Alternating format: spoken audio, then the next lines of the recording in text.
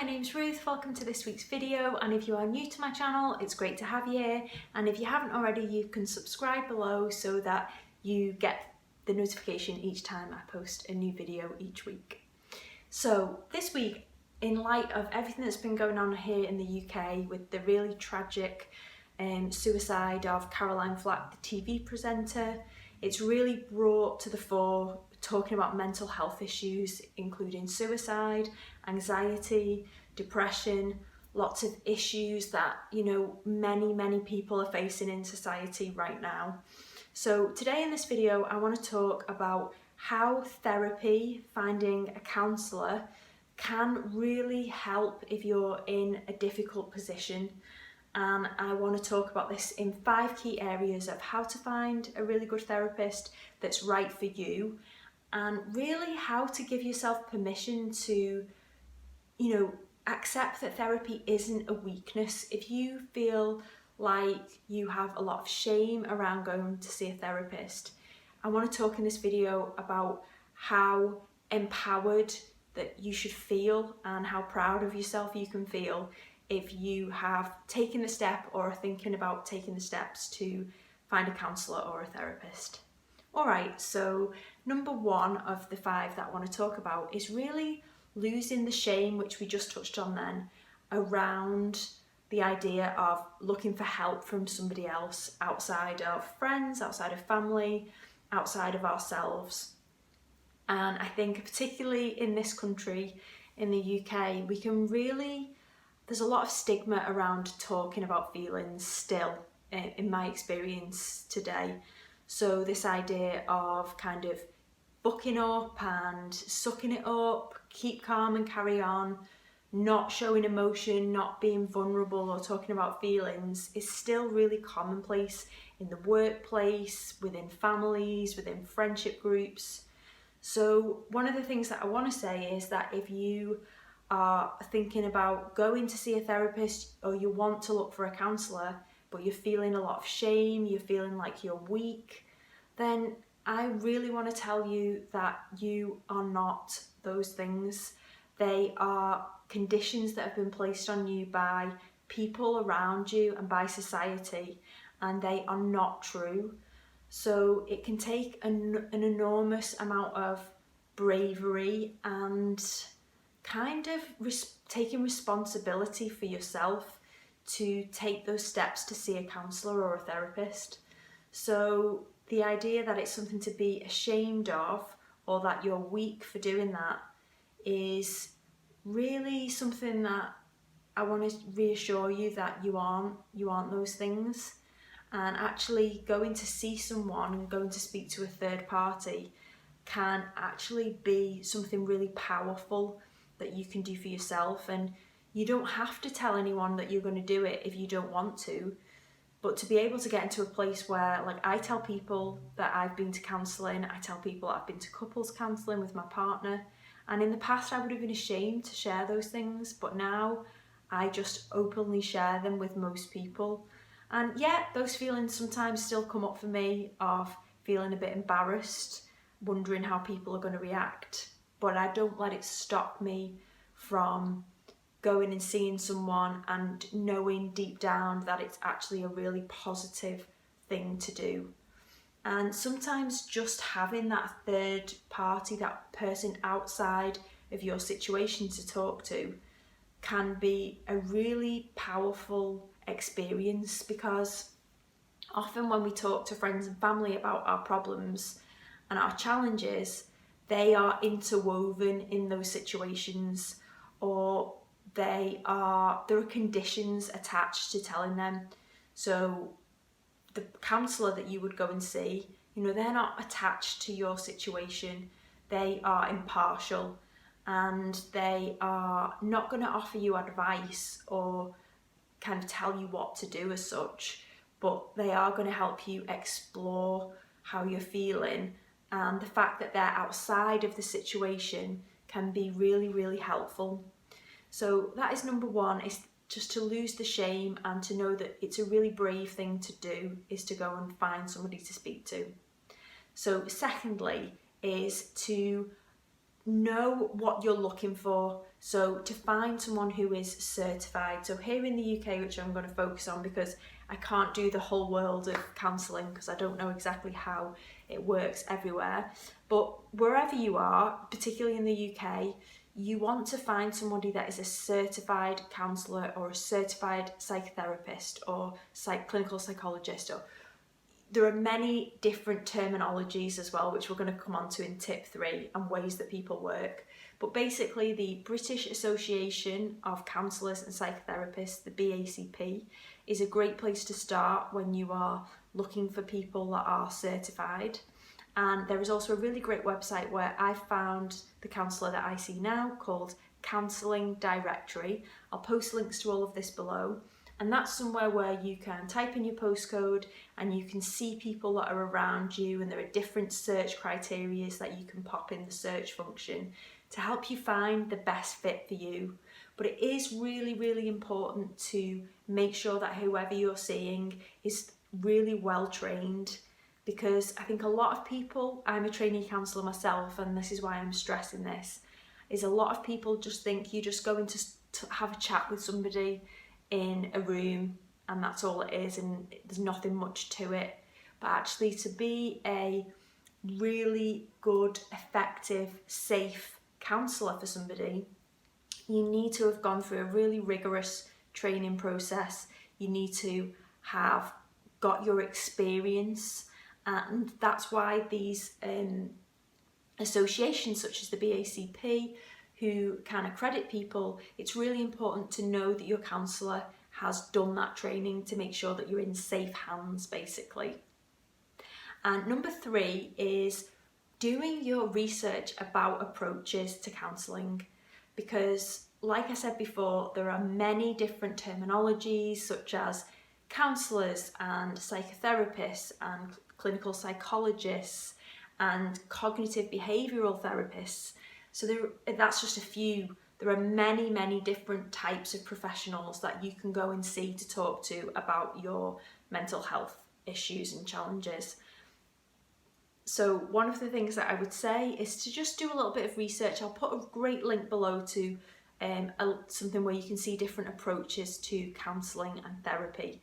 So like I said before, there is different approaches such as a person-centred counselling approach, which is very much led by the client and is all about listening and creating a safe space using the core conditions, which I've got a video on and I'll share below. So that's a very popular technique. Then there is also cognitive behavioural therapy, which is looking at negative automatic thoughts and how we can change those neural pathways in the brain and create new patterns. And then there's also the psychodynamic approach, which is founded in the Freudian thinking and very much is looking at the patterns that we've got from our families of origin and our childhoods and our patterns of relating with other people and where all of that stems from. So they're just a few of the approaches, but there are many, many others. So it's a bit like finding a yoga class, you know, there are many different types of yoga class. Some of them are fast and vigorous and sweaty, and some of them are very slow and meditative. So it's really about finding the right fit for you. And so counselling is no different. So use the link below to do a bit of research and find out more about the different approaches. And then 4th is finding your fit.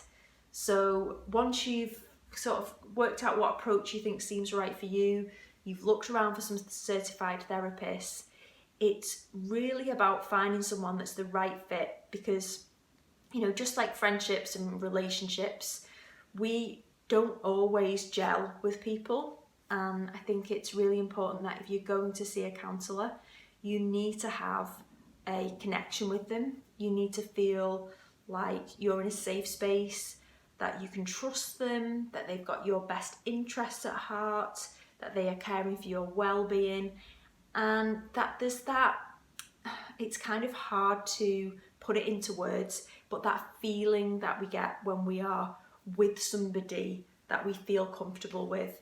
And as a counsellor, a trainee counsellor, that's all about the skills of that practitioner and their natural way of being. So every counsellor is different and brings their own special gifts into the counselling room. And it's really good for you to not be disheartened if you go and see somebody and it doesn't feel like the right fit, because it may be that you need to give it a couple of sessions and you might warm up to each other, or it may be that they're not the right person for you and that you want to go and try somebody else. So there really is someone for everyone, and it may take a little bit of time, but the more research you do beforehand and the more you listen to your intuition and to your gut, then hopefully that will help you find a good match.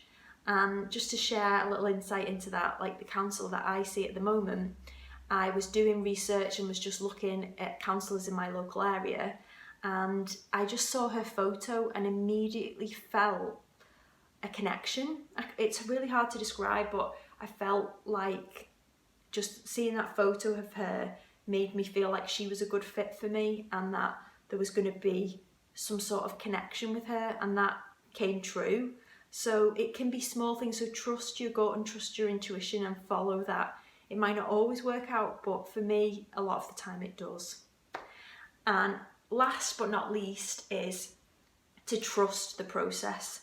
So when you start having therapy or seeing a counsellor, it really is, especially if it's something that you've not done before, and depending at what stage in your life and at what point in your process you're coming into that experience, it can really take some time, and it's not always going to be plain sailing, and things just aren't necessarily just going to go up on an even plane and get better. That is possible, but most likely is that it's going to be a mixture, just like, you know, our human experiences. We'll have ups on the counselling journey, we'll have downs on the counselling journey, and especially if we're talking about things that we've not talked about in a long time, that might be very upsetting or emotional, then it's not always going to be easy to bring up those things. And really trusting that if you're with a certified practitioner that you've got a good fit with and that you feel like things have gelled, then even if those difficult moments do come up, then you know that you're in safe hands and you're with the right person to guide you through that process. So I would definitely say final tip is to trust the journey and to acknowledge, as I said, coming back to the start, it's a really big step even just to book that appointment and go and see somebody if you're struggling.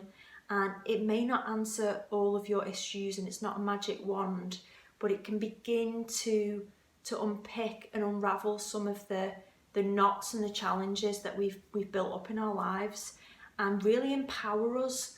So that feeling of, like we talked about at the beginning, losing that shame, this can be a really empowering thing that you are doing for yourself. And I know that often people can see it as self-indulgent and think that talking about things is not, it's not for them. But I want to stress as well that obviously you can go and see a paid therapist, but there are also many organisations across the UK that do offer sessions free of charge. There may be longer waits to see those people, but there are possibilities to do that through the NHS or through other signposted local services and charities that offer counselling in many different areas. So I hope this helps you if you're currently thinking about going for some counselling and looking for a therapist, because you do deserve it. And I think that one thing that counselling's really taught me is that there isn't black and white, and that, our own journeys and the people that surround us in our family groups, in our friend groups, the people that walk down the street with us every day or in our workplace, we are all going through really complex, messy parts of ourselves, and it's not black and white, it's not good or bad. People make bad decisions sometimes, but it doesn't mean that they're bad people. And having that real kindness, which is what the Caroline Flack message has been all about, is being kind to ourselves and being kinder to others. acknowledging that we don't have to agree with everything that somebody's done. But like Carl Rogers, the founding father of the person-centered approach to counselling, would say, is that to be able to give someone some unconditional positive regard, regardless of what they have done, that person is still a worthwhile person who deserves our kindness, our empathy, our respect. So please be kind to each other, and thank you so much for watching this video. I'd love to hear your thoughts, any other tips that you've got around this area, and I will see you next week for another video. Thanks guys, bye.